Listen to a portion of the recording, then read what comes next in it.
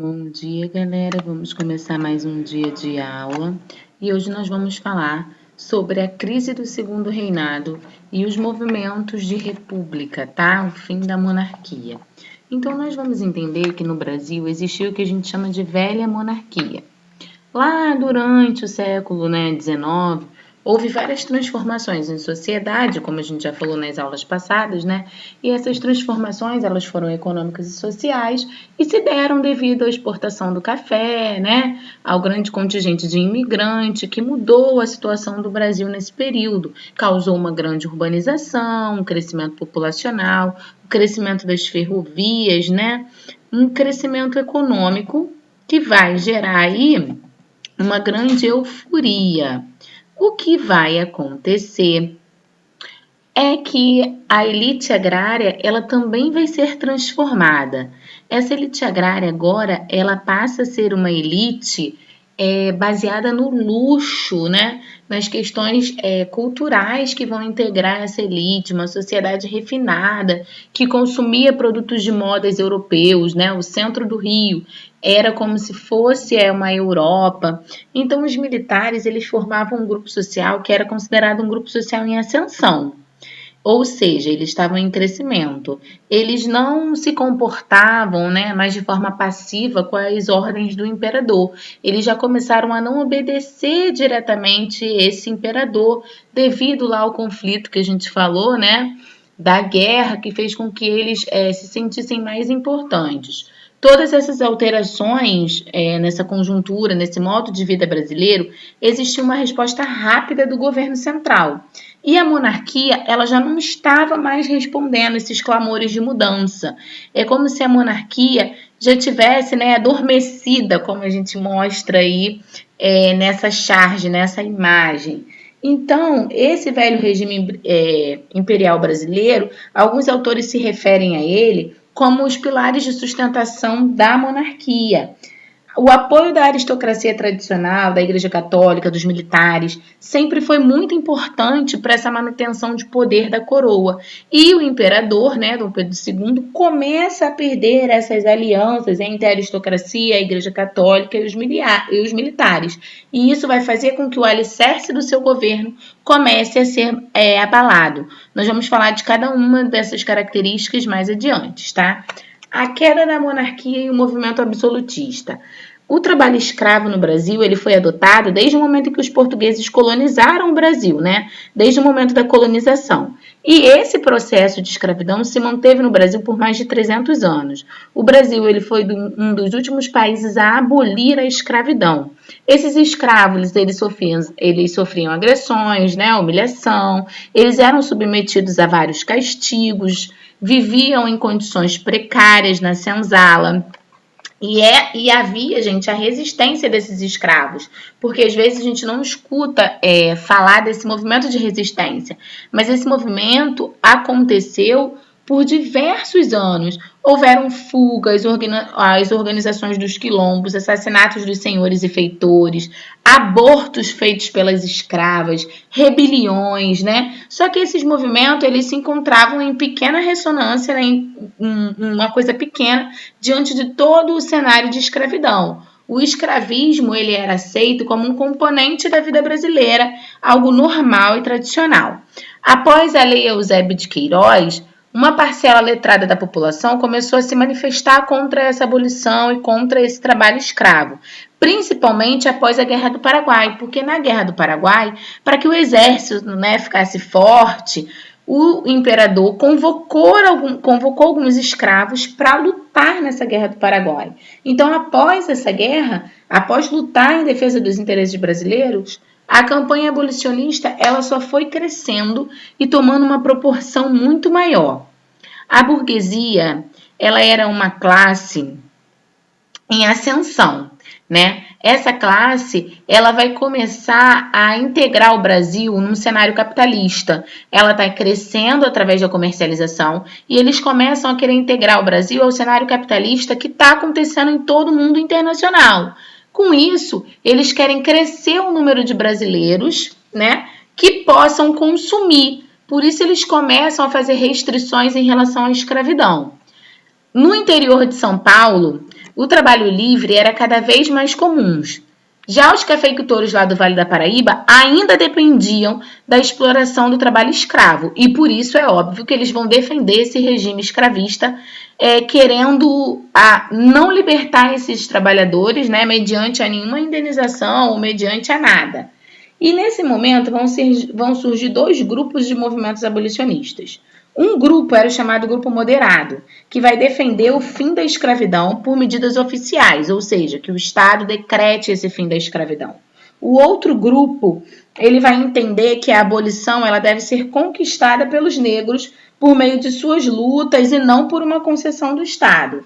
Esses dois grupos, né, eles estavam em constante conflito entre si, relacionados sobre essa questão da monarquia, ou da abolição, desculpa. Diante desse cenário, o governo imperial ele vai adotar medidas gradativas, né, de acordo com esse avanço aí do abolicionismo.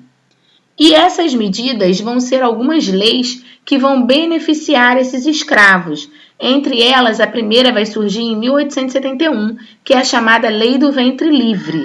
Essa lei vai determinar que todas as crianças nascidas a partir dessa data de mãe escrava serão consideradas livres, ou seja, elas não podem ser escravas, né, como era considerado anteriormente. A partir de 1871, toda criança nasce livre.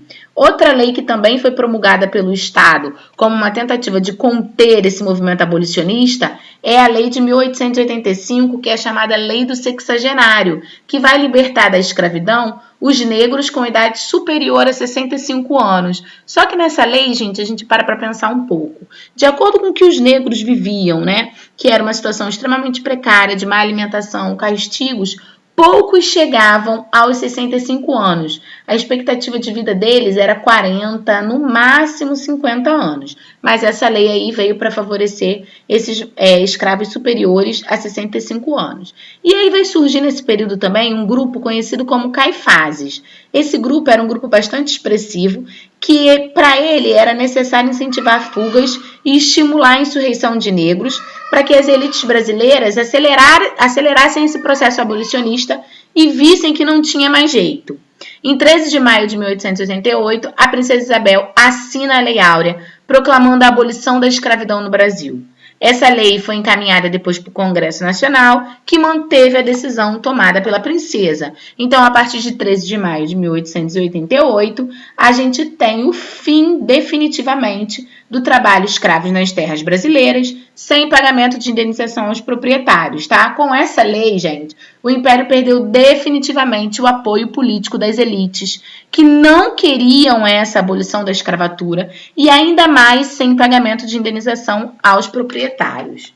E aí, nesse período, nós temos os chamados movimentos republicanos. Esses movimentos republicanos, eles estão rondando a sociedade, né?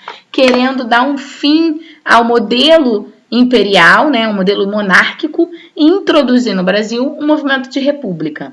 Com essas transformações do Segundo Reinado, houveram diversas discussões a respeito das vantagens, né, do que seria esse governo republicano em relação ao governo da monarquia. E esses debates, essas ideias, só foram se intensificando. Políticos defensores da tese passaram a ocupar espaços cada vez maiores no cenário nacional. Em 1869, nós tivemos a fundação do Partido Republicano. Esse Partido Republicano publicou um documento que foi chamado Manifesto Republicano.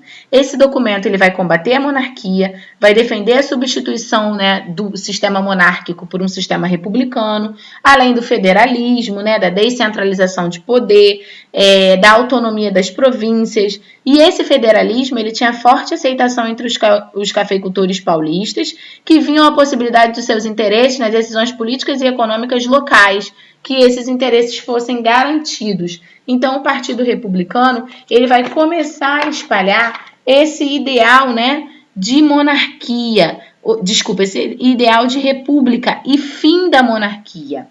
E aí nós temos vários problemas que vão gerar essa crise do império. Entre eles, nós temos a questão religiosa, que a Igreja, a partir da Constituição de 1824, eles ficaram submetidos às ordens do imperador, no sistema de padroado e no sistema de beneplácito. O sistema de padroado deu ao imperador o direito de nomear membros do clero. Então, quem nomeava qualquer membro do clero era o imperador e não os membros da igreja. E o beneplácito submetia à aprovação do imperador as decisões vindas da cúpula da Igreja Católica Romana. Então, a igreja ela começou a se opor ao imperador porque, a partir do momento da Constituição de 24, ela começou a perder autonomia. Essa oposição ela vai aumentar ainda mais quando o imperador se negou a aprovar uma determinação do Papa Pio XIV, que vai proibir a presença de católicos na maçonaria e vai ordenar que os membros dessa associação se afastem do corpo da igreja. A partir desse momento, as relações entre Igreja Católica e Estado estavam extremamente desgastadas e abaladas. E ao perseguir clérigos, a monarquia conseguiu derrubar, outro pilar da sua sustentação, que era a questão religiosa. Outro pilar da sustentação era a questão militar.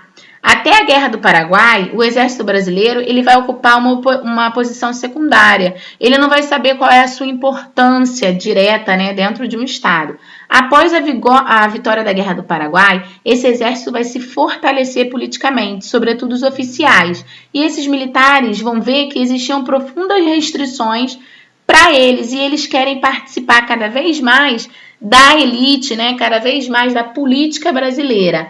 Então, em numerosos incidentes, Deodoro da Fonseca começa a chefiar vários protestos militares no Rio Grande do Sul, e depois ele foi chamado para o Rio de Janeiro, e Deodoro da Fonseca assumiu a defesa desses oficiais, indo contra o próprio imperador, e vivendo um momento no qual eles tinham uma intenção republicana, através, principalmente, da Guerra do Paraguai, no qual eles tiveram contato com esse ideal republicano. Em 15 de novembro de 89, Deodoro liderou tropas desfilando pelas ruas do Rio de Janeiro, que é o que vocês podem ver aí na imagem, e naquele momento ocorreu o episódio que ficou conhecido na história como Proclamação da República. Por que Proclamação da República? Porque foi um ato das forças militares com respaldo político na instituição, na intenção de instituir uma república no Brasil, no qual eles aumentavam esse ideal dessas lutas antimonárquicas. E aí nós tivemos, por último, em 1880, essas ruas centrais do Rio de Janeiro, elas começaram a ser palco de vários comícios, palestras, encontros com líderes republicanos, com os ideais de campanha abolicionista, com os ideais de fim da monarquia, com o ideal de positivismo, com o ideal de acabar com esse regime monárquico. Então, na cidade, eles discutiam-se várias ideias, Era uma geração de intelectuais que ficou conhecida como a geração de 1870. Eles falavam do atraso brasileiro, eles falavam da monarquia e da escravidão, Eles eram conhecedores das teorias da Europa, então eles queriam, fazer com que essa ideia republicana fosse um debate político e estivesse cada vez mais inserido na sociedade. Assim, esse conjunto de ideias garantia a superioridade da república sobre a monarquia e fazia com que, o militar Deodoro da Fonseca começasse a se integrar nesse movimento republicano.